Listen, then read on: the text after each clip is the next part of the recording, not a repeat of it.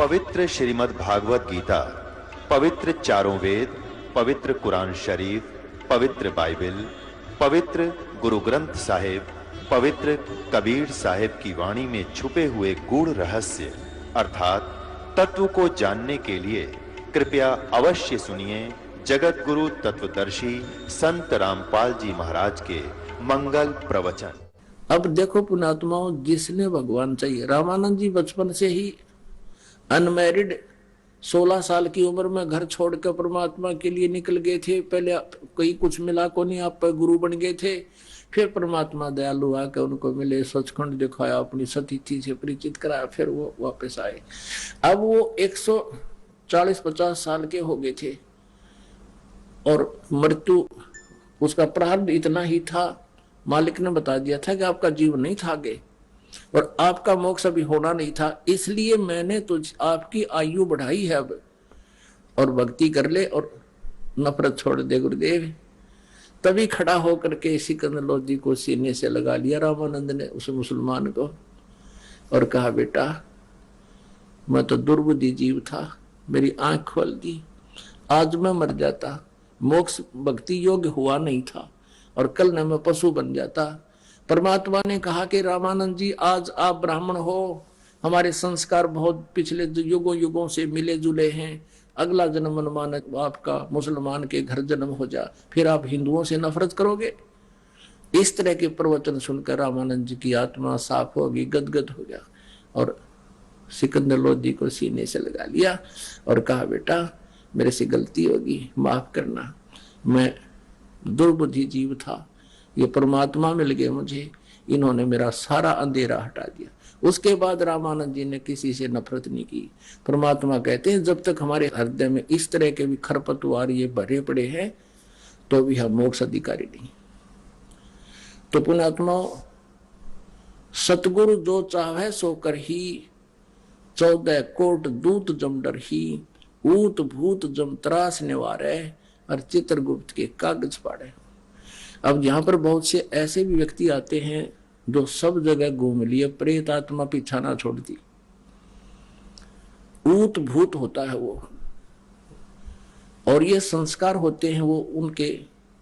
अब परमात्मा क्या करते हैं, भूत कौन है, वो भूत भी पहले मनुष्य था और उसने जो मनुष्य जीवन में जो पाप करे, भक्ति ठीक करी नहीं, आज वो जीव भूत बन गया। वो भूत भी, प्रेत जो है, ये भी एक मनुष्यों की कैटेगरी होती है। जैसे मनुष्यों का कई हजार प्रकार बताए, उनमें से एक होती है। अब सूक्ष्म शरीर उसके साथ होता है तो वो पिछले संस्कार से उसके साथ चिपका रहता है।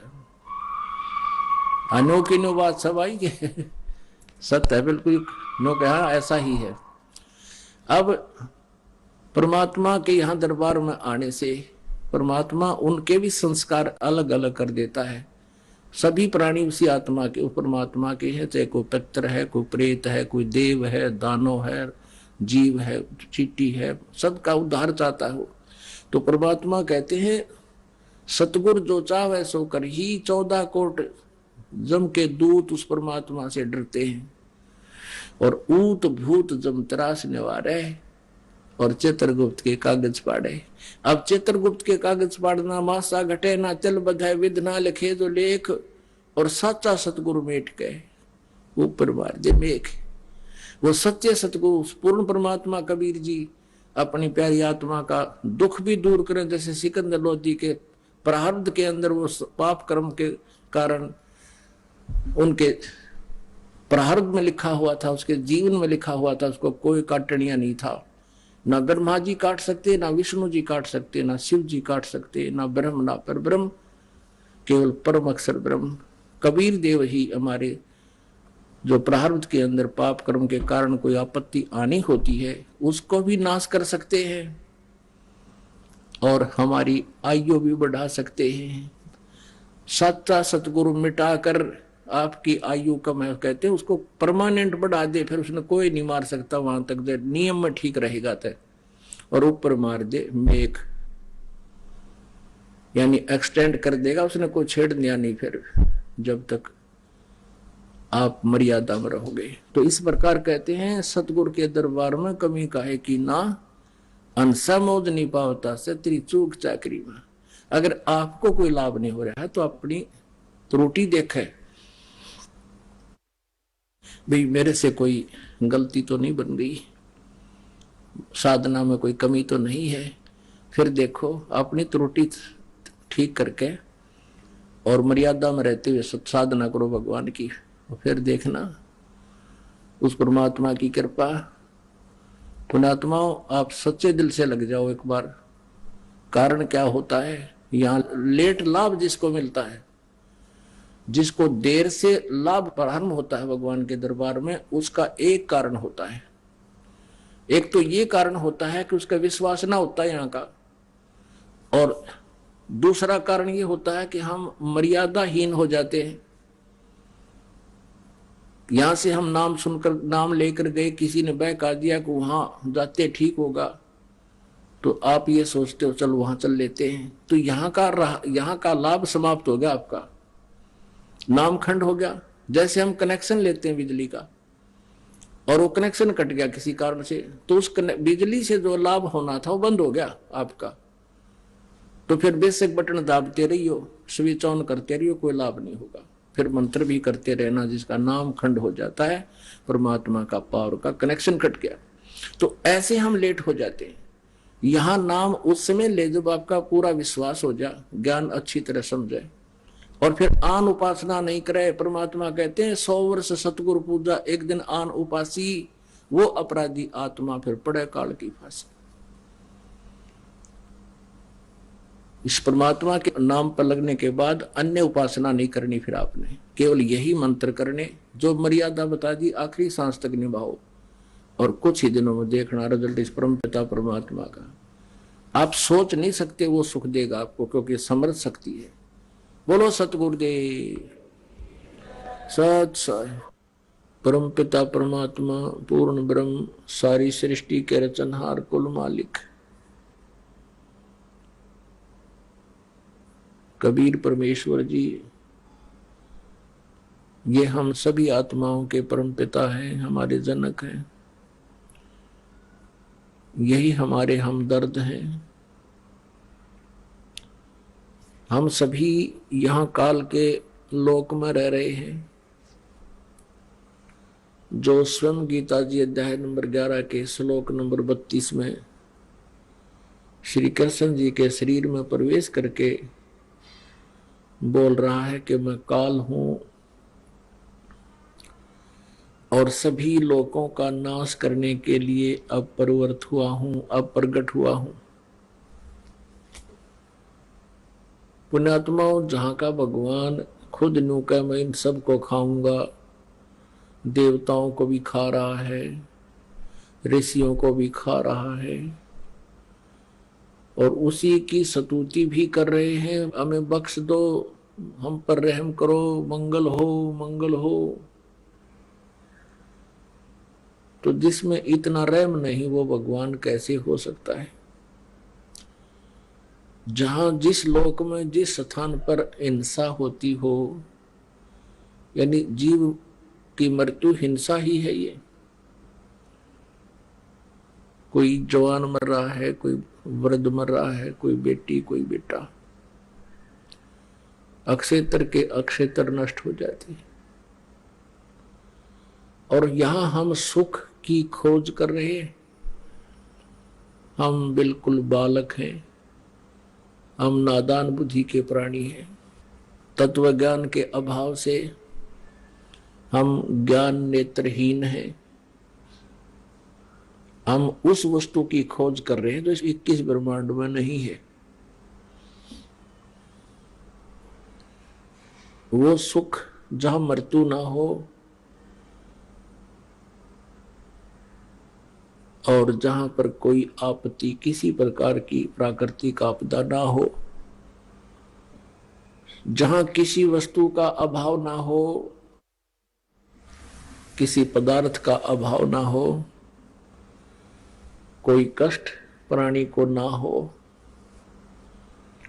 वो स्थान सतलोक है। उसे सनातन परम धाम भी कहते हैं। वहां पर हमारे परम पिता परमात्मा, हमारे जनक, हमारे स्वामी रहते हैं, वहां पर और भी असंख्यों हमारे भाई बहन वहां रह रहे हैं।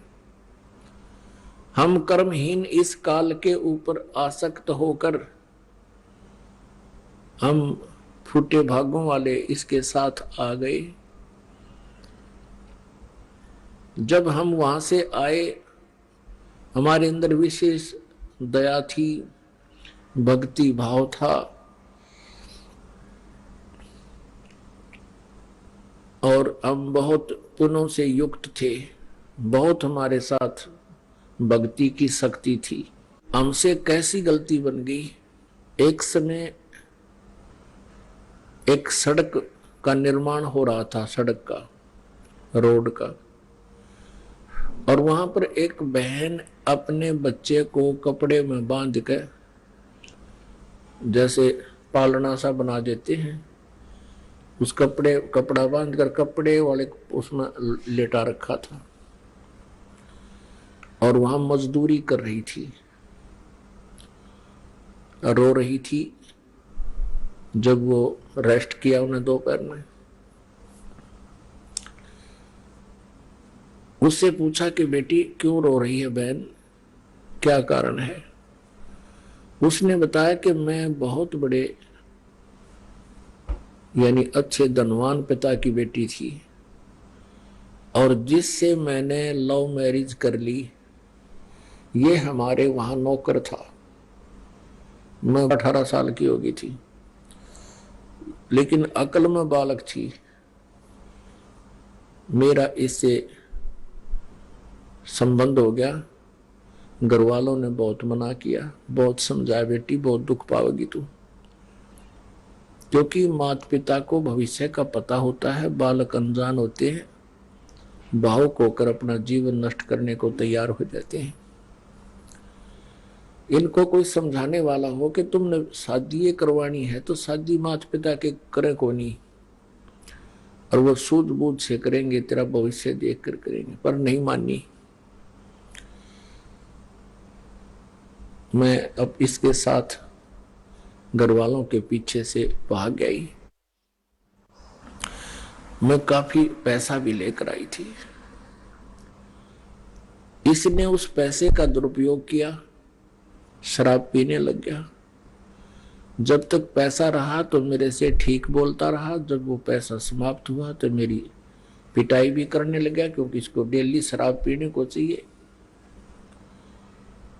मैं मजदूरी करती हूं और वो शराब पीता है।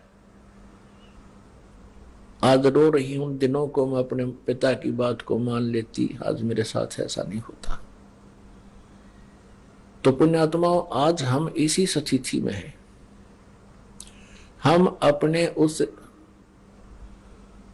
धनी पति यानी धनी पिता से विमुख होकर इस नंग काल के साथ आ गए। नंगड़ है गति, और जब तक हमारे पुण्य रहे तब तक तो इसने वहां ऊपर स्वर्ग में रखा, हमें महास्वर्ग में रखा।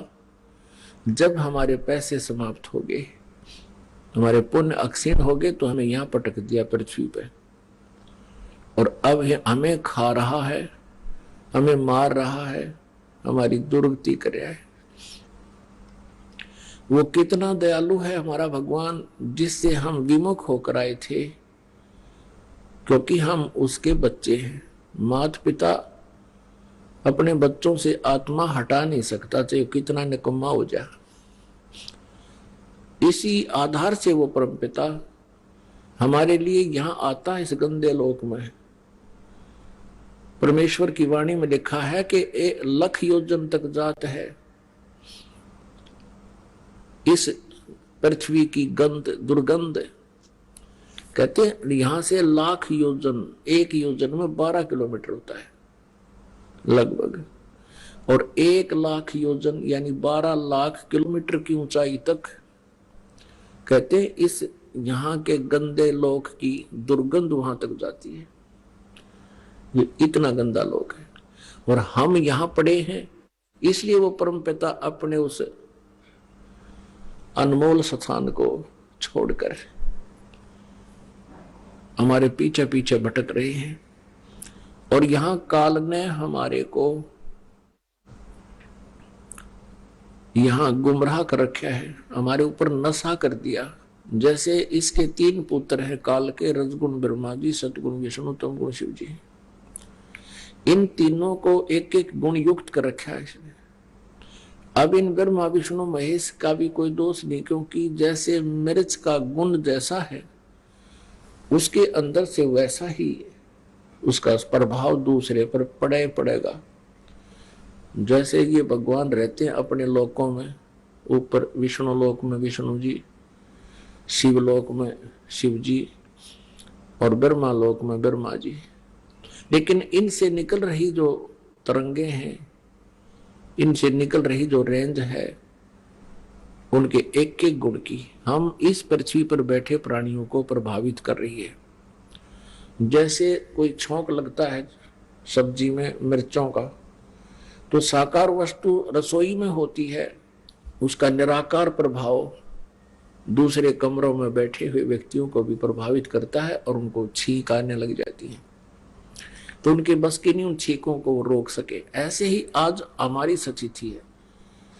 हम यहाँ काल के लोक में ऐसे इन 3 इंजेक्शनों के कारण, तीनों गुणों के दबाव से हम ऐसे मूर्छित हैं, आंखें भले ही हमारी खुली हैं लेकिन हम अपने भगवान को पहचान नहीं पाते, जिस कारण से हम कष्ट पे कष्ट उठा रहे हैं।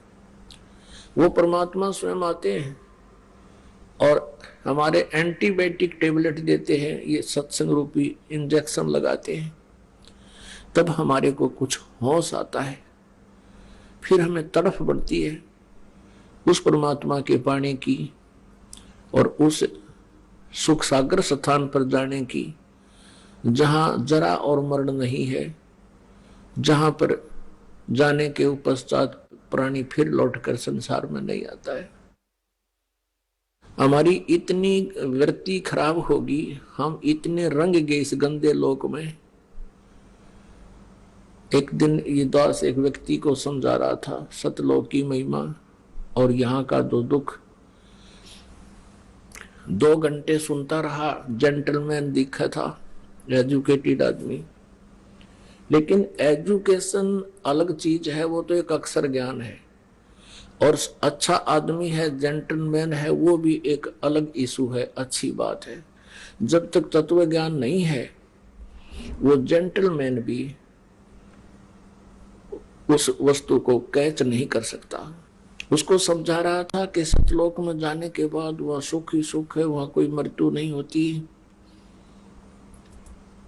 सारा कुछ सुनकर कहने लगा, महाराज बात सुन ले, मैं ऐसा व्यक्ति हूं जिस कार्य को करता हूं मैं पक्की धुन से करता हूं और उसमें सफल होकर ही रहता हूं, और मुझे डर इस बात का है कि मैं आपकी बात को मान लूं, आप वाली साधना में कर लूं। पहले तो आज तक यू ऐसा ज्ञान किसी ने हमें बताया नहीं, और मैं साधना करूंगा डट कर, और मुझे डर इस बात का है कि कहीं मैं वहां पहुंच जाऊं अकेला, और वहां मुझे कोई भी ना पावे, मेरा जी ना लगे। इसलिए मैं ये साधना करूं नहीं, मैं तो यहीं रहूंगा। मैंने कहा भैया एक बात बता, यहां आज आप मनुष्य हो, अगला जन्म आपका कुत्ते का बन गया, गधे का बन गया, तो यहाँ के टिंडे लेगा तुम? नो बोला यही ठीक है, यहाँ घूमते फिरते तो दिखे जाएंगे, दिल लगा रहेगा। मगर भाई फिर तेरे को समझाने का कोई फायदा नहीं, जब तेरी इतनी बुद्धि गिर गई, सारा ज्ञान समझो। वहां पर भी सृष्टि है, आपके महल वहां पर खाली पड़े हैं, और जो इस काल के जाल में नहीं फंसे वो सुख की सांस ले रहे हैं, आराम से वहां रह रहे हैं। अब वहां जाने के लिए आप जी ने यहाँ के लोक से हृदय हटाना पड़ेगा।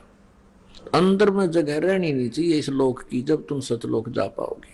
वो कैसे रहेगी, ये बात कैसे बनेगी, इस तत्व ज्ञान से बनेगी। आज आप जिस परिवार में हो, आपके बच्चे भी हैं और बहुत अच्छे लायक हैं, आपका सुखी परिवार है। इस वैसे तो यह सुख नाम की चीज नहीं, लेकिन हम इस झूठे सुख को सुख मान रहे हैं, इतना ही मानकर चले तो ये तो अच्छी बात है। और आप पूरा परिवार भक्ति करो, साधना करो, नेक नीति से काम करो, कोई बुराई नहीं करना और किसी प्रकार का बाह्य आडंबर नहीं होना चाहिए। भक्ति करते रहो। आपकी अपने परिवार में ममता है, क्योंकि ये तो स्वाभाविक है, जीव की बस की बात नहीं। जिसने शराब पी रखी हो, तो जिसने शराब पी रखी हो तो उसके बस की बात नहीं कि वो जैसे चल रहा है, जो बोल रहा है, वो उसकी गतिविधि ऐसी रहती है। वो तो फिर शराब उतरने के बाद ठीक हो जाता है। तो इस ज्ञान से आपकी यह भांग उतर जाएगी। कबीर साहब कहते हैं, कबीर ये माया अटपटी और सब घट आन अड़ी, किस किस न समझाऊं या कुएं भांग पड़ी। जैसे किसी कुएं में और आची 1 क्विंटल भांग रगड़ के घेर दे, कोई डाल दे, और उसको जो भी उस कुएं के जल को पीवेगा, चाहे 1000 पी ले, तो उन 1000 की गतिविधि, बोलने चलने की जो सची थी, उनकी चाल, उनकी बोली, सबकी एक जैसी होगी। पैर लटखड़ाते चलेंगे, कहेगा कुछ, बोलेगा कुछ। तो ऐसी सचिति हम सबकी हो चुकी है। परमात्मा कहते हैं, इस काल ने 21 ब्रह्मांड वाले कुएं में या भांग डाल रखी है त्रिगुण माया की। रजोगुण के आधार से हम यहाँ संतानों उत्पत्ति करते हैं, इसी को हम सुख मान रहे हैं, इसी को हम विलास मानते हैं। और यहाँ कोठी बंगले राजपाट उच्च पोस्ट प्राप्त करना, ये भी रजोगुण का ही दोष है। सतोगुण के आधार से हम एक दूसरे में ममता हमारी फंसी पड़ी है, जीव के बस का कोई नहीं। और तमोगुण के आधार से हम 1 मिनट में झगड़ा कर बैठे, ना जाने कहां किस स्थिति में पहुंच जाए, हिंसा कर बैठे। तो ये तीनों गुणों का दबाव प्रत्येक प्राणी पर है। तो हमने इस स्थिति को समझना है कि जैसे आप जी का परिवार है, इस ज्ञान से आपकी ये भांग उतर जाएगी, कम हो जाएगी। फिर आपको ये याद रहना चाहिए कि ये जो संतान है ये आपकी नहीं है। अपने आत्माओं, आप सुनते आए हो कि जगत का और भगत का सदा बैर रहा है, क्योंकि उनके विचारों में विरोध रहता है। जगत जो चलता है, जो भक्ति नहीं करता, वो ना ज्ञान सुनता, वो काल के नियमों में रंगा हुआ है। और काल ने जो भी ज्ञान या नियम दे रखे हैं, वो हमारे को परेशान करने के दे रखे हैं, हमारे को मूर्ख बनाने के लिए, हमें यहाँ फंसाए रखने के लिए वो ज्ञान और वो विचार, वो रीति रिवाज बना रखे हैं, ताकि ये इन्हीं में उलझ पुलझ रहा रहे। तो इसीलिए कि संतान हमारी नहीं है। ये कल श्याम को भी बताया था कि ये जितनी भी आत्मा है परमात्मा की है, कि हम काल के लोक में आगे अब यू इनका मालिक बन गया, नकली कंट्रोलर हो गया। हमारे एक दूसरे के साथ संस्कार जुड़े हुए हैं, उन संस्कार वश ही हम कभी पिता के रूप में जन्म लेते हैं और कभी फिर पुत्र के रूप में जन्म लेते हैं। हम उसी पिता के, उसी पुत्र के, जैसे हम पहले पिता थे और फिर किसी जन्म में वो पिता हमारा पुत्र होता है, हम उसके पिता होते हैं। और कभी हम पिता थे तो पुत्र हमारा पिता होता है। तो ये संस्कार ऐसे हमारे इस काल के लोक में फंसे हुए हैं। इन्हीं के आधार से हम एक दूसरे के यहाँ पति पत्नी, बेटा बेटी रूप में, दामाद आदि जो नाते बनते हैं, ये उसी संस्कार वश ही हमारे बनते हैं। पुत्र के जन्म से 1 वर्ष पहले कहाँ था वो पुत्र, कहाँ थी वो पुत्री? नाता जुड़ने से पहले कहाँ था वो दामाद? कैसे था? आपका नहीं था। तो ऐसे ऐसे जैसा भी समय अनुसार ये स्थिति आती गई, हम उसको अपना मानते गए। शादी, लड़की का विवाह कर दिया, वो हमारा दामाद हो गया और बहुत आदर सत्कार करते हैं।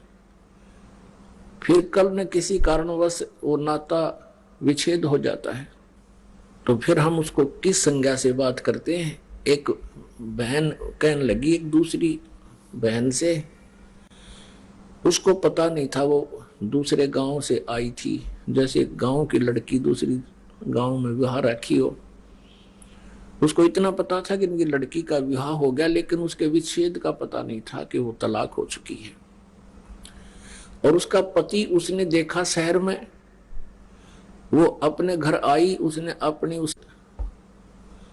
उस गांव की औरत से कहा कि चाची, शहर में आपका दामाद देखा था मैंने। तो पहले तो वो उसको बेटा बेटा करती थी, फिर कहती है मेरा लगता ना साला। वो तेरा गजब हुई है, पहले तो बेटा था, ये मेरा लगता ना साला। उसने हमारी लड़की छोड़ दी। तो हमारे ऐसे नाते हैं, अस्थायी जोड़ जुगाड़ है। तो ऐसे ही ये हमारे बेटा और बेटी माता पिता के नाते हैं। तो ये जो नाता हमारा जुड़ गया, इसको निभाएंगे हम। जैसे विवाह कर दिया बेटी का, तो वो दामाद है तो दामाद है ही है, हर नियम का पालन करते हुए, हर तरह उसको हर व्यवहार से खरा रहे उस नाते में। तो इसी प्रकार हम जब तक पिता पुत्र बेटा बेटी का हम रोल कर रहे हैं, तो वो तो हमने सही करना पड़ेगा। ये भी इस भक्ति मार्ग का एक प्रथम नियम है कि कफर तोड़े वणिज व्यवहार। हमने व्यवहार में भी खरा रहना है और बिजनेस के अंदर भी, लेन देन में किसी के साथ चीटिंग नहीं करनी। हम साधु नहीं रहेंगे। तो जब तक हम यहाँ हैं तो हम इनके एक हमारा ग्रुप है, परिवार है। लेकिन ये याद रखे कि कल मृत्यु होगी तो ना मैं इनका और ना ये आपके। अपने अपने संस्कारवश कोई कहीं जन्म लेगा, कोई कहीं जन्म लेगा। अब ये ज्ञान जो है ये सच्चाई है। और आप इतने बालक हो, आप इतने बच्चे हो, अभी बालक बच्चों का तात्पर्य कि आपको ये ज्ञान नहीं है, अध्यात्म ज्ञान नहीं है, तब तक आप ये इस दास के ज्ञान को सुन भी रहे हो और आप इसको नकार भी नहीं सकते, क्योंकि आपके गुरुजी कह रहे हैं। क्योंकि गुरु जो ज्ञान देते हैं वो गलत शेष नहीं मान सकते। तो आपकी स्थिति अभी ऐसी है जैसे छोटा बच्चा होता है और पिताजी कहीं कोई कार्य कर रहा है और वो पेन रखा है कहीं पर, उठा के वो बच्चा कहता है पिताजी, पापा ये क्या है? वो कहता है पेन है बेटा, पेन। वो कहता पेन, पेन पेन है ये। वो लड़का उसको समझ नहीं पा रहा है, इसलिए यानी प्रश्नवाचक शब्द बोल रहा है। वो करता करता उसको रख ही जाता है। अब वो ये समझ भी नहीं पा रहा कि ये पेन है, और नकार इसलिए नहीं कर रहा कि पिताजी कह रहा है। और जब वो बच्चा बड़ा हो जाता है, उसकी बुद्धि भी मैच्योर हो जाती है, युवा हो जाती है, फिर उसको कहते हैं कि बेटा वो पेन ला उठा के, वो दौड़ा जाता है और पेन उठा के ला के पिता को दे देता है। तो आज आपकी स्थिति इस ज्ञान को जो दास बोल रहा है, इसको समझने में उस बालक जैसी है। ये दास जो कह रहा है ये सच्चाई है, लेकिन आपके यह बात घर नहीं करेगी जल्दी सी, और आप नकार भी नहीं सकते। नकार इसलिए नहीं सकते, गुरुजी कह रहे हैं, और स्वीकार इसलिए नहीं कर सकते क्योंकि आपकी बुद्धि बालक है, आप बालक जैसी बुद्धि के हो। हमारी काल ने ऐसी बुद्धि कर रखी है एक दूसरे में मोह ममता की। जैसे एक भैंस का बच्चा मर गया और उसमें क्या करते हैं व्यापारी लोग, उस भैंस के बच्चे का अंदर का सारा सामान निकाल देते हैं। ऊपर का वो चाम और बाल सहित चाम होता है या खाल ऊपर की, उसके अंदर भूस भरवा देते हैं किसी चर्मकार से, और उसकी दूम छोटी सी दूम लटकती रहती है और आगे मुंह भी नहीं होता, वैसे बना रखा होता है ऐसा। और वो उस भैंस के पास रख देते हैं। वो भैंस उसको अपना बच्चा मान लेती है और उसको लेकर के चल पड़ता है व्यापारी। भैंस उसके पीछे पीछे र्या र्या करती हुई चलती है कि मेरा बच्चा चल रहा है। अब उस भैंस की इतनी बुद्धि काम करती है कि ये मेरा बच्चा है, उसको दिखाई नहीं देता कि इसमें तो ये भूस भर रखा है, ऊपर चाम है इसके। अब उसके बस की बात नहीं है। तो पुण्यात्माओं, हम यहाँ जो नाते बनाए बैठे हैं, इस काल ने हमारे को इतना धोखे में रखा हुआ, इतनी बुद्धि बना दी। ये क्या शरीर है मेरा, प्रत्येक का देखो। आपने कोई कुत्ता मरा हुआ देखा हो सड़क पे एक्सीडेंट के कारण, उसके अंदर से उसका सारा मटेरियल बाहर पड़ा होता है, निकला हुआ, उसकी तरफ देखा भी नहीं जाता। आंत न्यारी, मांस न्यारा, टट्टी अलग से है, उसका वो चाम रगड़ रखा होता है सड़क के ऊपर। अब वो मटेरियल आपके और हमारे और बच्चों के अंदर ऊपर चाम में मंड के पैक कर रखे, और इसमें हमारी कितनी ममता है। अब इसको आगे ज्यादा ना कहूं, समझदार को संकेत बहुत है। तो जब हमारे आप मैच्योर हो जाओगे, उसके बाद फिर आपका ये जो आज आपको ज्ञान दिया है, ये आपको भूल तो पड़ नहीं सकती, याद तो अवश्य रहेगी। लेकिन आपकी इसके ऊपर स्थिरता कब आवेगी, उसमें समय लगेगा। कैसे लगेगा कि आप भक्ति करते रहो, परमात्मा ने जो क्रियाएं बताई हैं वो करते रहो, दान धर्म भक्ति। इससे क्या होगा कि जो इस गुणों का प्रेशर इतना है, ये धीरे धीरे कम हो जाएगा। हमारे अंदर भक्ति का प्रेशर बढ़ जाएगा और फिर बुद्धि को वो प्रेशर स्थिर करने लग जाएगा। और एक समय ऐसा आएगा कि आपको ये सभी ऐसा नजर आएगा कि हम सचमुच गलत स्थान पर रह रहे हैं। फिर एक कृपा और होगी आप पे, जब वृद्ध हो जाता है इंसान। अब जैसे भक्तिहीन प्राणी भी वृद्ध होगा और भक्ति करता हुआ व्यक्ति भी वृद्ध होगा, ये तो नेचुरल है। जो भक्तिहीन वृद्ध होगा उसकी तो दुर्गति होगी। वो क्या सोचता है वृद्ध अवस्था में, क्योंकि वृद्ध अवस्था में क्या होता है, जैसे अपना तो लड़का लड़की कहीं और की, वो हमारे घर आवेगी, तो उस लड़की का जो व्यवहार कैसा रहेगा उनके प्रति, ये तो उस बेटी के स्वभाव पर ही डिपेंड करता है। फिर क्या होगा, वृद्धावस्था में कुछ कहा सुनी अवश्य हो जाती है। कभी बच्चा भी बोल देता है, कभी पुत्र वधू भी कह देती है। तो फिर क्या याद आते हैं भक्तिहीन प्राणी के उस माता और पिता को, एकांत में बैठ कर रोते हैं कि देखो हमने इनको ऐसे पाला पोसा, इनकी कितनी हमने सेवा की है, और देखो कितनी मेहनत से इनको पाला, आज हमें क्या सुनने को मिल रहे हैं। वृद्धावस्था में क्या होता है कि बूढ़ा आदमी अपने अनुभव को अपने बच्चों को बताने की चेष्टा करता है और वो कोशिश करता है कि बालक मैं कहूं ऐसे ही करे। लेकिन उस वृद्ध की अवस्था में और बच्चे जब जवान होते हैं तब तक बहुत समय बीत चुका होता है।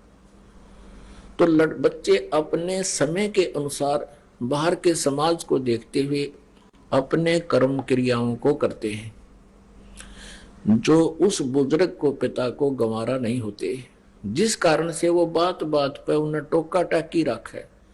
यूं कहेगा तुम तो नाश करोगे, तुम ऐसा करते हो, हम तो ऐसा करते थे, हम कभी ऐसा नहीं करते थे। शुरू शुरू में हमने देखा कोई गांव में ये टूथपेस्ट ले आता, तो उसको टूथपेस्ट कौन लाता, जो नौकरी वाला हो या कोई बाहर शहर में रह रहा हो, तो उसके बारे में बातें बनाया करते, देख नाश करेगा, यूं तो पता नहीं के बन गया।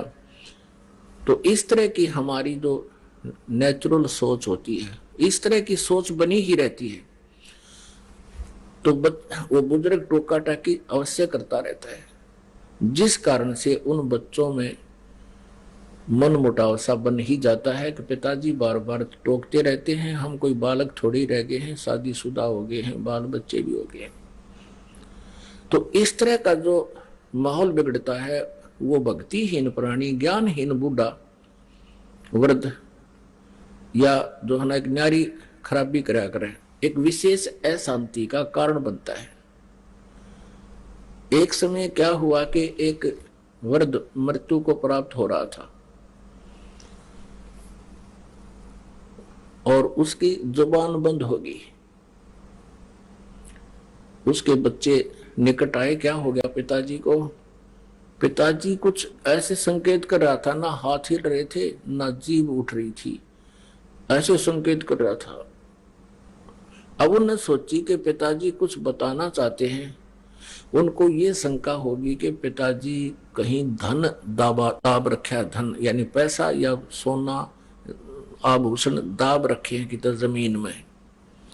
पहले ऐसे ही करते थे, चोरों के डर से जमीन के अंदर पैसे छुपा दिया करते थे। तो उस पशु जहां बांधा करते, पशुओं के नीचे स्थान खोद कर गड्ढा उड्ढा दाब देते, ऊपर ऐसा करते थे, किसी को पता नहीं लगे कहां दाब रखे। तो ऐसे जहां पशु बंधते थे उस साइड में ऐसा कर रहा था। अब बच्चा ने सोची पिताजी कुछ बताना चाहते हैं, कुछ पैसा इन्होंने छुपा रखा है, मृत्यु होगी और ये व्यर्थ जाओगा। उस गांव में एक व्यक्ति था, वो ऐसा इंजेक्शन लगा देता था कि यदि श्वास शेष है उसके, तो उसकी जीभ उठ जाती थी। वो बोल के 1-2 मिनट मुश्किल से वो बोल सकता था, जैसा भी 1-2 मिनट, और वो 500 रुपये लेता था। वो दौड़ के गया, एक जना उनसे लाया, डॉक्टर को बुला के कि हमारे पिताजी के वो इंजेक्शन लगा दे जिससे ये बोल पड़े। उसने 500 रुपये रखवा लिए, 500 रुपये दो पहले, 500 रुपये ले लिए, उसके इंजेक्शन ला दिया। वो बूढ़ा ठीक हो गया, बुजुर्ग। तो लड़के कहने लगे, हाँ पिताजी बता के कहो, क्या कह रहे हो, जल्दी बताओ जल्दी बताओ। कहने लगा, रे तुम कित मर गए, यो गाय का बच्चा झाड़ू खा ली, देख देख तुम कहाँ नाश करोगे मेरे पास है, ये झाड़ू खा ली गाय के बच्चे ने। नो कहेगा बूढ़ा तो मर गया। अब वो लड़के बोले, बाबू या झाड़ू 500 रुपये में पड़ेगी तेरी, वो तो गया, बूढ़ा मर गया। अब हमारी एक तो यह स्थिति होगी, बुढ़ापे में जो भक्ति नहीं करते, हम चाहेंगे बच्चों का लाभ करें, वो होगी आनी, क्योंकि उस स्थिति बदल चुकी होती है। और जिस घर में भक्ति नहीं, वहां कलह रहती है। परमात्मा कहते हैं, मतलब के बिना कोई नहीं प्यारा, स्वार्थ के बिना कोई नहीं प्यारा। जब तक बैल चले हड़िये में, तब तक डाले चारा। जब तक बैल चले हड़िये में, तब तक डाले चारा। बर्द होवे जब नाथ काट दे, वो घर घर लाठे खारा। स्वार्थ के बिना या कोई नहीं प्यारा। फिर क्या बताते हैं, भाई बर्द होवे जब पड़े खाट में, सुने वचन खारे। बिरद होवे जब पड़े खाट में, सुने वचन खारे। कुत्ते तावण का भी सुख को ना, ये छाती फूकण हारे। मतलब के बिना कोई नहीं प्यारे। अब क्या होता है, जैसे बुढ़े की या बुढ़िया की घर कहाँ कहाँ सीटिंग होती है उसकी, कहाँ गेट के ऊपर है, और वहां कुत्तों की रखवाली करते हैं, कुत्ता कोई घर में ना बढ़ जाए। आइए अब हम उन श्रद्धालुओं के अनुभव जानते हैं जो जगत गुरु तत्वदर्शी संत रामपाल जी महाराज जी से दीक्षा प्राप्त कर चुके हैं तथा उनके द्वारा बताए गए भक्ति मार्ग पर चल रहे हैं। नमस्कार जी। सत साहेब। क्या नाम है जी आपका? उर्वशी साहू। कहाँ से आए जी आप? ग्राम चीचा, तहसील पाटन, जिला दुर्ग, छत्तीसगढ़ से। क्या आप संत रामपाल जी महाराज जी के अनुयायी है? हाँ, सदगुरु रामपाल जी महाराज जी से नाम दीक्षा मैंने 24 अक्टूबर 2016 को लिया। संत रामपाल जी महाराज जी से नाम दीक्षा लेने से पहले आप क्या भक्ति साधना करते थे? सदगुरु रामपाल जी महाराज जी की शरण में आने से पहले मैं कृष्ण को बहुत इष्ट के रूप में मानती थी, उसकी भक्ति करती थी और शनिवार का व्रत भी करती थी। मैंने 3 साल तक 93 शनिवार तक व्रत किया था। हमारे जीवन में इतना दुख आया कि परमात्मा की तलाश करते करते बहुत थक गए। और जैसे कि मैं बचपन से ही 7 साल की उम्र से ही मेरे घर के लोगों को बोलना स्टार्ट कर दी थी कि पूर्ण परमात्मा इस पृथ्वी पर आने वाले हैं और मेरे को अपने मिशन को सहयोग देने के लिए भेजे हुए हैं। वो समाज में व्याप्त बुराइयों को जड़ समेत मिटाएंगे, जैसे कि दहेज प्रथा, नशाखोरी, रिश्वत, ये सब जो है ना, उस सबको हटाएंगे और सतयुग जैसा समय स्थापित करने वाले हैं। और मेरे को 2016 में भी मिलने वाला है, ये भी बताया था। क्या आपको समय की जानकारी थी? आपको जो महापुरुष जिसके बारे में आप बचपन से अपने परिवार वालों को बताते रहे हैं, वो आपको कब मिलेंगे? क्या आपको कोई जानकारी थी?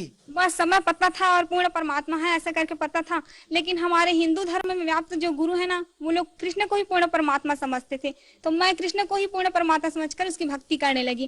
कृष्ण को हमेशा अपने साथ रखती थी। स्कूल जाती थी तो उसके अपने बस्ते में छिपा कर ले जाती थी और देखती थी। स्कूल के जो हमारे सर मैडम है, उन लोगों से भी ज्ञान चर्चा करती थी कि पूर्ण परमात्मा ऐसा होता है, वो आने वाले हैं ऐसा करके। तो सभी से करने लगती थी। हमारे स्कूल के जो मेरे सहेली लोग थे, वो लोग बोलते थे कि आप संत के जैसे बोला करते हो, बिल्कुल संत के भाषा में बोलते हो, ऐसा करके मेरे को बोलते थे। और मैं बोलती थी कि जो कबीर साहब की जो दोहे है ना, वो मेरे को बहुत पसंद आते थे। और ज्ञान चर्चा भी कबीर के दोहे में क्या करते थे हम लोग स्कूल में। गायत्री मंत्र है वो भी जाप करती थी, रामायण का पाठ करती थी, गीता का। बचपन से ही बहुत पूजा पाठ करती थी सभी देव देवताओं की। आप संत रामपाल जी महाराज जी की शरण में कैसे आई?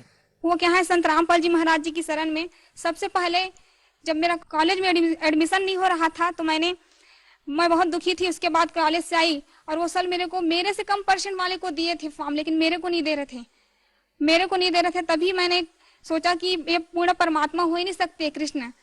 अगर पूर्ण परमात्मा होते तो मेरे साथ ये नहीं होता। बहुत हमारे जीवन में बहुत दुख है, बहुत रोए हम लोग बहुत। जैसे कि मैं कोई अगर मार्ग में चलती थी तो दूसरे जो चले हैं तो उसी मार्ग में कुछ नहीं रहता था, और अगर मैं चली जाती थी उसी मार्ग में तो बहुत काटा सा था। तो मैं जस्ट आई कॉलेज से, उसके बाद दोपहर को सो गई, थोड़ा सा नींद आया। उसके बाद सदगुरु रामपाल जी महाराज जी मेरे सपने में आए और वो साधारण वेशभूषा में थे। और संत तो वो सब पाखंड के जैसे कि जटा, 90 नाखून और बाल बढ़ाए, दाढ़ी लंबी, वो सब थे। लेकिन संत रामपाल जी महाराज जी के ऐसे नहीं थे। तो मैं बोली मेरे मम्मी को बोली कि मम्मी एक आए थे एक संत, लेकिन वो बोल रहे थे मेरे को कि आपका एडमिशन हो जाएगा बेटा, आप चिंता मत करना। लेकिन मैं जानती भी नहीं थी वो संत है, लेकिन आत्मा जो है परमात्मा को पहचान लेती थी। लेकिन मेरी आत्मा ने पहचान लिया कि वो संत ही है। उसके बाद मेरी मौसी थी एक, तो वो बोली कि मेरे गुरु जी हैं संत रामपाल जी महाराज जी, आप भी उससे नाम दीक्षा ले लो। तो मैं बोली कि वो आपके गुरु नहीं है, वो तो मेरे भी गुरु हैं, वो तो उससे भी मैं भी नाम दीक्षा लूंगी ऐसे करके। तब तक तो आपको नाम पता ही नहीं था जब आपकी मौसी जी ने आपको बताया कि मेरे गुरु जी संत रामपाल जी महाराज हैं। लेकिन तब तक तो आप जानते ही नहीं थे कि ये संत रामपाल जी महाराज जी हैं। तो आपने अपनी मौसी जी से ये कैसे कहा कि ये मेरे भी गुरु हैं? वो क्या है ना कि आत्मा परमात्मा को पहचान सकते हैं, इसी प्रकार मेरी आत्मा ने भी गवाही दिया। तभी मैंने कहा कि ये भी मेरे गुरुदेव हैं। उसके बाद मैंने संत रामपाल जी महाराज जी से नाम दीक्षा लिया। देखिए, जो भी श्रद्धालु संत रामपाल जी महाराज जी से नाम दीक्षा लेता है तो उसको आध्यात्मिक लाभ होते हैं, भौतिक लाभ होते हैं, शारीरिक लाभ होते हैं। आपसे जानना चाहेंगे कि संत रामपाल जी महाराज जी से नाम दीक्षा लेने के बाद आपके जीवन में क्या बदलाव आया, आपको क्या लाभ हुआ? सबसे पहले मेरे को लाभ तो आध्यात्मिक हुआ। मैंने एक दिन परमात्मा से कहा था कि गुरुजी मेरे को इस लोक में रहना नहीं है, मेरे को सतलोक जाना है, मुझे नहीं रहना परमात्मा। तो गुरुजी एक दिन आए सदगुरु रामपाल जी महाराज जी और बोले कि बेटा आपको मैं आज रात को सतलोक ले जाऊंगा ऐसे करके। उसके बाद संत रामपाल जी महाराज जी आए, मेरे हाथ पकड़ कर बोले कि चलो जाएंगे सतलोक ऐसे करके, अपनी मम्मी को बता देना बेटा ऐसे करके बोले। तो मम्मी को जस्ट मैं बताई कि मम्मी मैं सतलोक जाने वाली हूँ, आप डरना मत, मेरे को कुछ नहीं होगा, सदगुरु रामपाल जी महाराज जी मेरे साथ है ऐसे करके।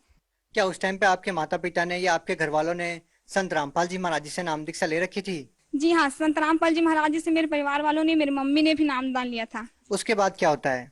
उसके बाद गुरुजी आए और मेरे हाथ पकड़ कर ले गए। उसके बाद हम लोग पहुंचे काली रंजन के लोग, काली रंजन का लोग जहां पर आए वहां पर मैंने कहा कि गुरुजी मेरे को काल से बहुत डर लगता है, मैं नहीं देखूंगी उसको ऐसे करके आंख बंद कर ली। और सदगुरु रामपाल जी महाराज जी ने कहा कि बेटा आप चिंता मत करो, मैं आपके साथ हूँ। उसके बाद हम लोग त्रिकुटी पे आए, त्रिकुटी पे परीक्षा हुआ वहां पर, तो सदगुरु रामपाल जी महाराज जी वहां छुप गए। उसके बाद जो बहुत सारे देवी देवता है ना, अपने अपने लोगों का प्रलोभन लेकर मेरे पास आए। बहुत बाजार जैसा था, वहां पर बहुत सारे प्रलोभन दे रहे थे मेरे को कि आपको ये पद दूंगा ऐसा करके। लेकिन मैंने कहा कि नहीं, मेरे को कुछ भी नहीं चाहिए। बहुत रोई, मैं बहुत रोई, नहीं मेरे को नहीं चाहिए, मेरे को तो पूर्ण परमात्मा चाहिए, मेरे सदगुरु रामपाल जी महाराज जी चाहिए। उसके बाद सदगुरु रामपाल जी महाराज जी को मैंने बहुत ढूंढा। उसके बाद एक कोने में सदगुरु रामपाल जी महाराज जी मेरे को दिखे। उसके बाद दौड़ते दौड़ते गई और परमात्मा को रोते रोते गले से लगा ली कि गुरुजी आप मेरे को चाहिए, बस दुनिया की कोई चीज नहीं चाहिए परमात्मा, बस मैं आपको चाहती हूँ और कुछ भी नहीं चाहिए मेरे को। उसके बाद सदगुरु रामपाल जी महाराज जी ने मेरे को उठा कर कहा कि बेटा ऐसा ही तो चाहता हूँ, मैं चाहता हूँ कि हर हंस में ऐसा ही गुण हो। सतलोक जाते समय परमात्मा ने मेरे में पूरा शील, संतोष, विवेक, क्षमा, जो सतलोक जाने का जो गुण होता है ना व्यक्ति में, वही पूरा स्थापित कर दिए थे। उसके बाद सदगुरु रामपाल जी महाराज जी ने कहा कि बेटा कोई बात नहीं, मैं ही कबीर परमात्मा, पूर्ण परमात्मा सदगुरु रामपाल जी महाराज जी के रूप में आया हूँ बेटा, लेकिन संसार के लोग मुझे नहीं समझ रहे हैं। कोई बात नहीं, इंसान में इतना अहंकार घर कर गया है कि मेरे को समझना ही नहीं चाहता है। मैं ही पूर्ण परमात्मा सदगुरु रामपाल जी महाराज के रूप में आया हूँ, जिसने असंख्य ब्रह्मांड की रचना की है और मेरे बिना इंसान एक तिनका भी नहीं उठा सकते, लेकिन इतना अहंकार है कि इंसान मुझको समझना ही नहीं चाहता है। लेकिन कोई बात नहीं बेटा, बहुत जल्द सतयुग जैसा समय स्थापित होकर ही रहेगा। मैं चाहूं तो पल भर में मंत्री सभी की बुद्धि को बदल सकता हूं, लेकिन मेरा कुछ मिशन है बेटा और लीला करने वाला हूं। उसके बाद मैं बहुत जल्द सतयुग जैसा समय स्थापित करूंगा। उसके बाद गुरुजी ना मेरे को सतयुग जैसा समय है उसमें ले गए। तो मैं बोली कि गुरुजी ऐसा ऐसा होगा बेटा, देखो ऐसा करके पूरा भविष्य में ले गए। तो मैं गुरुजी से बोली कि गुरुजी हम लोग जाएंगे वहीं पर, चलो ना रहेंगे ऐसे करके। तो सदगुरु रामपाल जी महाराज जी ने कहा कि बेटा हाँ बहुत जल्द रहने वाले ना, आप चिंता ना करो। उसके बाद आप कहाँ जाते हैं? पहले गुरुजी मेरे को ब्रह्मा विष्णु महेश के लोक में ले गए। उसके बाद काली रंजन का जो गुप्त लोक रहता है ना महाशिव रूप में, वहीं पर ले गए। उसके बाद वहां गए, उसके बाद देखिए कि बहुत बड़ा शिवलिंग था वहां पर। उसके बाद वहां प्रवेश करते ही जस्ट इतना बेकार धुन था वहां का, बहुत ही खराब था, मेरा सर दर्द होने लगा। तभी मैंने गुरुजी से कहा कि गुरुजी ये क्या है ऐसे करके। तो सदगुरु रामपाल जी महाराज जी ने कहा कि बेटा ये तो शिव का लोक है जहाँ गुप्त रूप में रहते हैं काली रंजन। तो मैंने कहा सदगुरु रामपाल जी महाराज जी से कि गुरुजी मुझे इस लोक में नहीं रहना है, इस लोक से बाहर चले जाएंगे, चलो ऐसे करके।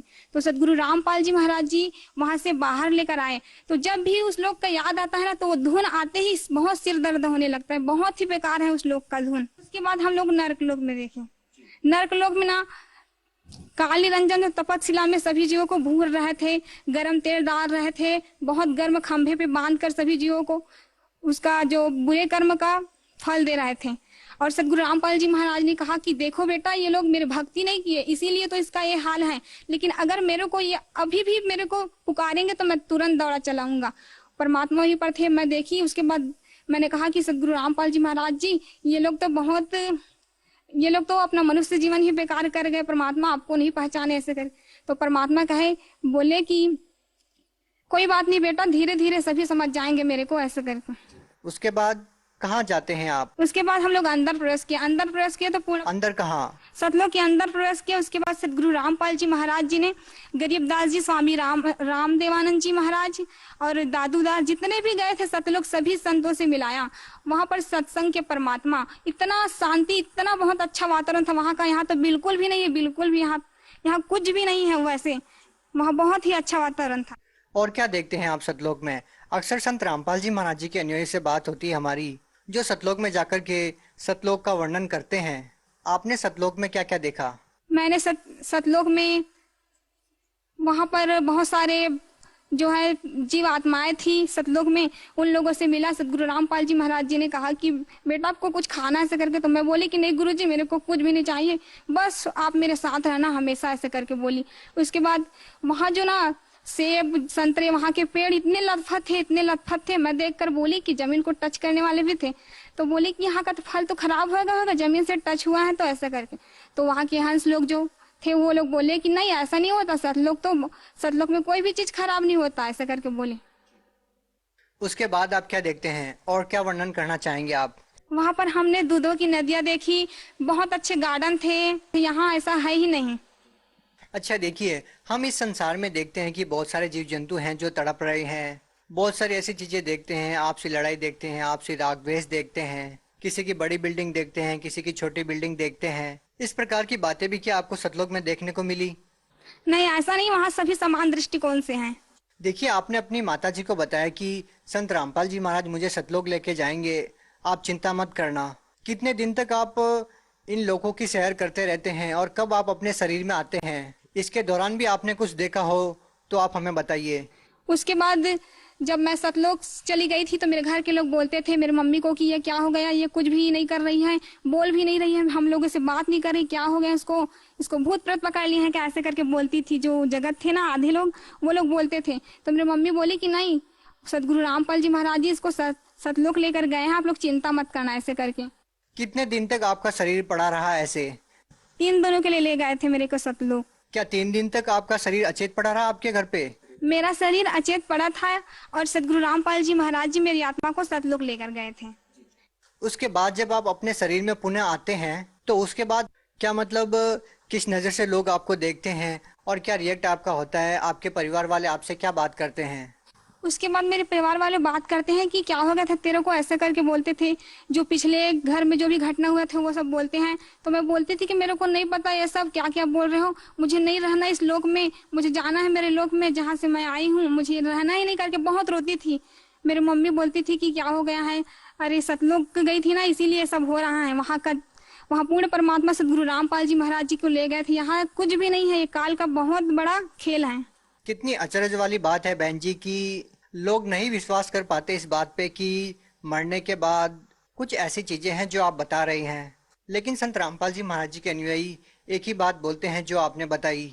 इसी तरह का नज़ारा वो भी सतलोक में देख करके आए हैं और वो आकर के हमारे साथ शेयर करते हैं। तो आप उन लोगों को क्या कहना चाहेंगे इस बारे में जो लोग ये मानते हैं कि सतलोक जैसी कोई चीज ही नहीं है या स्वर्ग नरक जैसी कोई चीज नहीं है, मरने के बाद किसने देखा है? आप उन लोगों को क्या कहना चाहेंगे? हमने देखा है, सतगुरु रामपाल जी महाराज ने हमको दिखाया है कि स्वर्ग नरक भी है और उससे ऊपर सतलोक है पूर्ण परमात्मा का, जहाँ जाने के बाद इंसान वापस नहीं आता इस संसार में। लेकिन आज जिस तरह का घटनाक्रम है कि संत रामपाल जी महाराज जी जेल में है, लोग कैसे समझ पाएंगे कि संत रामपाल जी महाराज जी पूर्ण परमात्मा है? जिस तरह से आप बता रही हैं और आपको सतलोक लेके गए हैं और आपको सब कुछ दिखाया है, आप खुद एक गवाह हैं, तो आप कैसे लोगों को समझा पाएंगे कि संत रामपाल जी महाराज जी को मानना कितना ज्यादा जरूरी है लोगों के लिए? एक बार हमारे घर में हमारे जो मामा जी थे, पहले नाम दीक्षा नहीं लिए थे, मैं उसी के घर में रहती हूँ, तो वो बोले कि आप हमेशा सतगुरु रामपाल जी महाराज जी बोलते रहते हो, थकते नहीं हो उसके नाम लेते हुए। तुम्हारे सतगुरु रामपाल जी महाराज जी जेल से बाहर आकर दिखाए तभी मैं मानूंगा उसको पूर्ण परमात्मा। तो मैं बोली कि नहीं, आप ऐसा उसको चैलेंज नहीं कर सकते, वो सतगुरु रामपाल जी महाराज जी पूर्ण परमात्मा है, असंख्य ब्रह्मांड के मालिक है, वो कुछ भी कर सकते हैं, ऐसे चैलेंज मत किया करो आप उसको ऐसे कर। तो बोले कि नहीं, आकर दिखाए तभी मैं मानूंगा। उसके बाद उसी दिन रात को 11 बजे सतगुरु रामपाल जी महाराज जी हमारे घर में आए, उसके साथ 4 भगत जी भी लोग थे। उसके बाद सतगुरु रामपाल जी महाराज जी 10 मिनट तक बहुत दरवाजे के पास ही खड़े रहे। मेरे मामा ने देखा, गर्मी के दिनों था तो बिस्तर पर वो वहीं पर आंगन में सोए हुए थे। सतगुरु रामपाल जी महाराज जी को देखा, उसके बाद बुलाए हाथ जोड़कर कि आओ महाराज जी आओ, ऐसे करके बैठो, ऐसे करके बोले। उसके बाद हम लोगों को बुलाने के लिए चले गए कि आपके गुरुजी आए हैं, चलो चलो ऐसे। बहन जी, आपसे पूछना चाहेंगे, जिस तरह की बातें आप बता रही हैं, ये सपने की बात है या हकीकत की बात है? नहीं, ये सपने की बात नहीं है, ये वास्तविकता है। सतगुरु रामपाल जी महाराज जी हमारे घर में आए हुए थे। ये सब हकीकत में घट रहा था आपके मामा जी के साथ? हाँ, ये हकीकत है, रात को 11 बजे की बात है। जो आपके मामा जी मानने को तैयार नहीं थे, जो आपके मामा जी कह रहे थे कि संत रामपाल जी महाराज जी जेल में है, संत रामपाल जी महाराज जी उनको दिखाई दे रहे थे। हाँ, उसी को दिखाई दे रहे थे, क्योंकि सदगुरु रामपाल जी महाराज जी ये प्रूफ किए उसको कि मैं पूर्ण परमात्मा हूँ, मैं जेल से बाहर भी आ सकता हूँ, ऐसा नहीं है। उसके बाद जो आपके मामा जी थे, जो ये बोल रहे थे कि आपके गुरुजी जेल से बाहर नहीं आ सकते, तो फिर उसके बाद उनकी क्या प्रतिक्रिया रहती है इस बात को लेकर के? वो क्या है ना कि वो बोलते थे कि मैं कभी जुड़ूंगा ही नहीं, मैं सदगुरु रामपाल जी महाराज जी से नाम दीक्षा लूंगा ही नहीं, कुछ भी हो जाए मर जाऊंगा पर भी से नहीं लूंगा। लेकिन ऐसा दिन आया कि सदगुरु रामपाल जी महाराज जी से उन्होंने नाम दीक्षा लिया और उसकी बीमारी भी ठीक हो गई। इसके अलावा आप कोई अपना अनुभव शेयर करना चाहेंगी? सर, मैं एक और अनुभव बताना चाहती हूँ कि मैंने सदगुरु रामपाल जी महाराज जी से नाम दीक्षा लिया। तभी एक दिन मैं तालाब में ऐसा ही पैर धोने के लिए नीचे उतर रही थी, तभी सदगुरु रामपाल जी महाराज जी ने कहा कि बेटा आप पैर को नीचे मत रखना, वहां पर बहुत नुकीला चीज है, आपके पैर चुभ जाएगा। उसके बाद जस्ट मैंने निकाल कर देखा, जस्ट पैर रखने वाली थी वही जगह पर, तो वहां पर किसी ने शराब की शीशी को पीकर फोड़ दिया था। वो बहुत नुकीला था, अगर चुभ जाता तो बहुत मेरा पैर कट जाता। एक बार सदगुरु रामपाल जी महाराज जी की शरण में आ गई थी, तभी सदगुरु रामपाल जी महाराज जी ने कहा कि मेरा एडमिशन नहीं हो रहा था, कॉलेज में एडमिशन नहीं हो रहा था। मैंने जब 10th क्लास में थी ना, तो बहुत मेरे साथ अन्याय हुआ, बहुत दुख है हमारे जीवन में। फर्स्ट ईयर का एडमिशन था, एडमिशन के लिए मैंने 12th का, उसके बाद मेरे साथ बहुत बुरा होता है करके मैंने अपने मार्कशीट और टीसी को फाड़ दिया। तो उसके बाद मैंने सोचा कि अब मेरे को रेगुलर करना, तो क्या करूं ऐसे करके। उसके बाद सोचा कि क्या करूं, तो सदगुरु रामपाल जी महाराज जी ने कहा कि बेटा आप चिंता क्यों करते हो मेरे रहते हुए, मैं हूं ना आपके साथ, हो जाएगा आपके एडमिशन। उसके बाद मैं वो सब डाली नहीं थी, मार्कशीट और टीसी मेरे पास था ही नहीं, तो मैं नहीं डाली थी और दूसरे डॉक्यूमेंट्स डाली थी।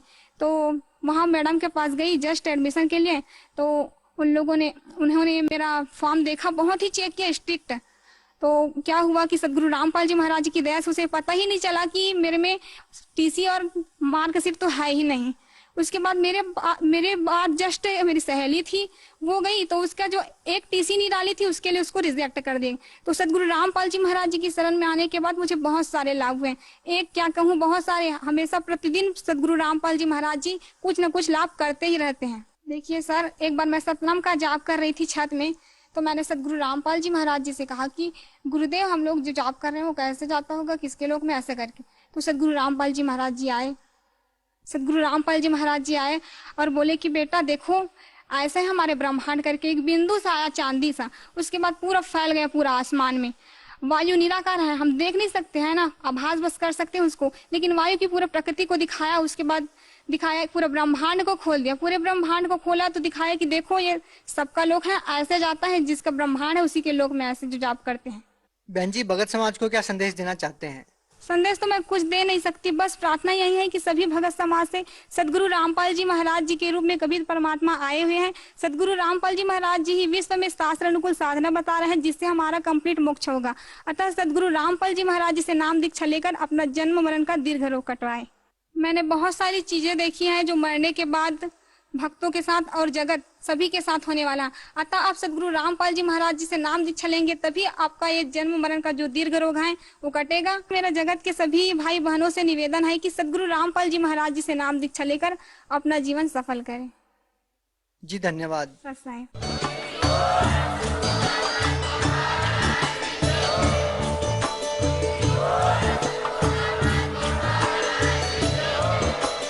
आप सुन रहे थे जगत गुरु तत्वदर्शी संत रामपाल जी महाराज जी के मंगल प्रवचन। अधिक जानकारी के लिए विजिट कीजिए हमारी वेबसाइट www.jagatgururampalji.org। संत रामपाल जी महाराज जी के शुभ आशीर्वाद से पूरे विश्व भर में 500 से भी ज्यादा नाम दीक्षा केंद्र हैं, जिन पर संत रामपाल जी महाराज जी द्वारा ऑनलाइन निशुल्क नाम दीक्षा दी जा रही है। अपने नजदीकी नाम दीक्षा केंद्र का पता करने के लिए संपर्क करें 82